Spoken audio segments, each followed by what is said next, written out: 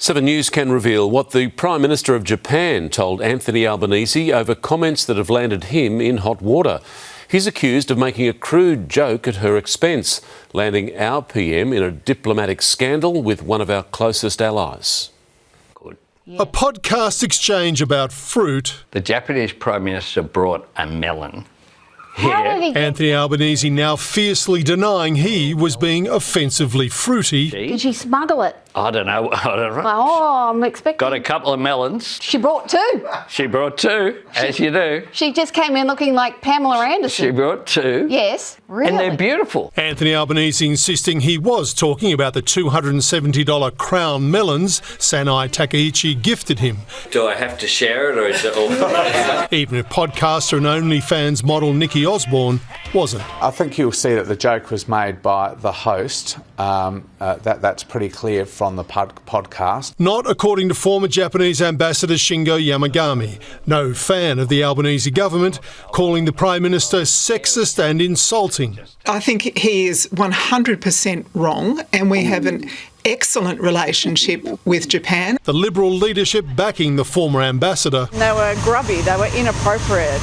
And if you offend a woman, you should apologise to that woman. Like comments were beneath the office of Prime Minister. But 7 News has seen official correspondence from the Japanese Prime Minister and her embassy saying that the exchange has been, quote, sensationalised and that Anthony Albanese has done nothing offensive. Prime Minister Takaichi wrote to Mr Albanese last week expressing heartfelt gratitude for Australia's profound friendship following the recent earthquake.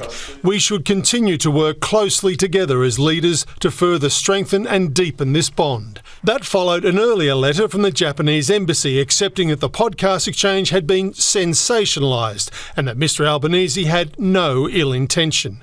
One Nation's Barnaby Joyce says he did.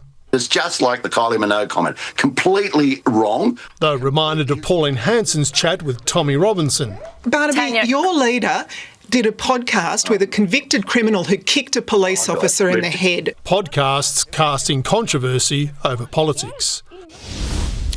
And Anthony Albanese is now confident of passing his government's gambling reforms and news bargaining incentive in this 2-week sitting period after meeting with opposition leader Angus Taylor in the Prime Minister's office today. Mr Albanese agreeing to restrict inducements like free bets that are used to lure people into gambling and suggesting the internet giant should pay more to traditional media outlets for the news content they republish and commercialise on their sites. Ange? And Mark, some grim new figures released by one of the big banks on the eve of the next call on interest rates. Yeah, Westpac revealing the roof has fallen in on its housing book, Ange, since the federal budget in May. New loan applications collapsing by 20% since the negative gearing and capital gains tax changes were announced. However, Westpac still managed to lift profits by 3% to $1.8 billion in the June quarter. The warning coming as the Reserve Bank prepares to announce its latest decision on interest rates tomorrow. Economists who just a few weeks ago were tipping another rate rise have suddenly abandoned all those predictions, now tipping a hold after inflation, of course, fell in the June quarter, with millions of mortgage holders tonight hanging on that decision. Absolutely. Mark Riley in Canberra, thank you. And 7 News will have full coverage of the Reserve Bank's interest rate decision as it happens tomorrow, as well as all the analysis and fallout in 7 News at 6 o'clock.